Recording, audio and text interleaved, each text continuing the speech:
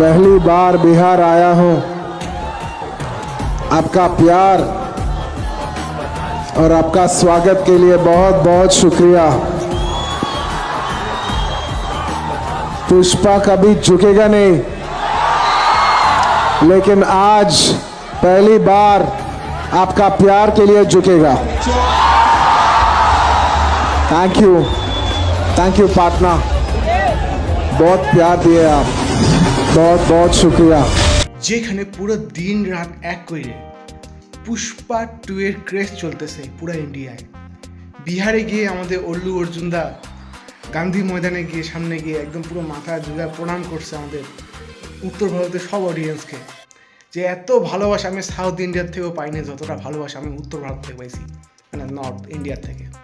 একজন south Indian hero, এত বড় সুপারস্টার, সে নর্থ ইন্ডিয়া এত বড় ক্রেজ ছড়াবে চারদিকে, এটা কেউ ভাবতে পারেনি। আল্লু অর্জুন ফ্যানদের দেখে পাগল হয়ে গেছে, এরকম ভালোবাসা সে সাউথ ইন্ডিয়াও পায়নি। হওয়ারই কথা, মানে আল্লু অর্জুন স্টার ভাই, আল্লু অর্জুন সুপারস্টার আমরা তো জানি, কিন্তু আল্লু অর্জুন ভাই অরিজিনাল ভাই স্টার, ওর টক করে কেউ নেই। তো যাই হোক, এটা চারদিকে এখন ক্রেজ চলতেছে পুষ্পা 2 এর। এরই মাঝখানে একটা খবর চলে আসলো বাগি 4 এর। আমরা তো ভাবছিলাম যে বড় মিয়া ছোট মিয়ার এই তোমার সিনেমাটা করার পর হয়তো আমাদের টাইগার শ্রফ হয়তো তার কেরিয়ার হয়তো ডুবে যাবে।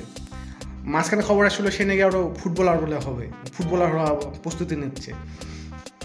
যাই হোক, কিন্তু এরই মাঝখানে বাগি 4 এর পোস্টার লঞ্চ করলো চুপি চুপি আস্তে করে, ধীরে ধীরে এই প্রচারটা চলতেছে বাগি 4 এর।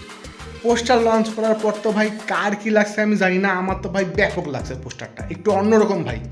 আমার মনে হয় টাইগার শ্রফের এইটা ফাইনাল সিনেমা, এইটা যদি ডুইবা যায় তার মানে গেল, টাইগার শ্রফ গেল। আমরা কিন্তু ভাবছিলামই যে বড় মিয়া ছোটো মিয়ার পর হয়তো টাইগার শ্রফের হয়তো কেরিয়ার শেষ, কিন্তু না, বাগি 4 এর পোস্টার দেখে আমার তো ভাই মন ভরে গেছে। একটা কোমরের মধ্যে বসিয়ে আছে, রক্ত চারদিকে, অ্যাকশন সিনেমা অবশ্যই আমরা আন্দাজ করে নিছি ওর লুকস দেখে।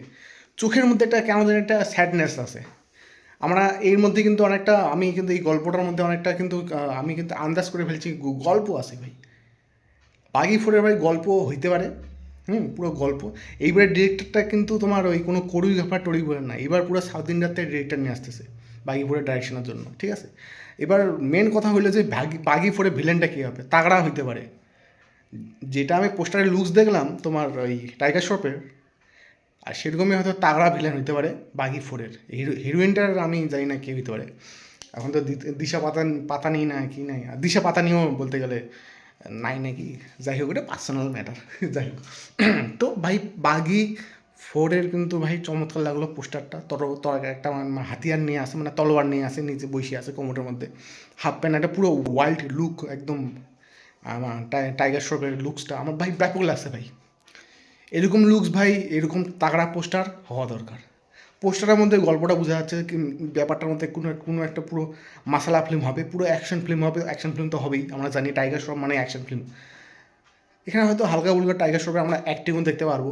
মোটামুটি খুবই ওয়াইল্ড জিনিসটার মধ্যে একটা অ্যাট্রাকশন ব্যাপার আছে পোস্টারটার মধ্যে, এবং আমার যতটুকু সম্ভব এই সিনেমাটা কিন্তু তাগড়া হইতে পারে। এখন সবই পাবলিকের উপর ভরসা ভাই, পাবলিক যা এখন চয়েস করবে ওইটাই এখন কী করা যাবে। কিন্তু ভাই টাইগার শ্রফে কিন্তু একটা চ্যালেঞ্জিং ব্যাপার, এই সিনেমা যদি মাইর খায় তার মানে মনে করেন যে গেল। এখন আপনাদের কতটা পছন্দ করছেন, এই বাগি 4 এর পোস্টারটা দেখছেন কি না সেটা অবশ্যই কমেন্টসে জানাবেন।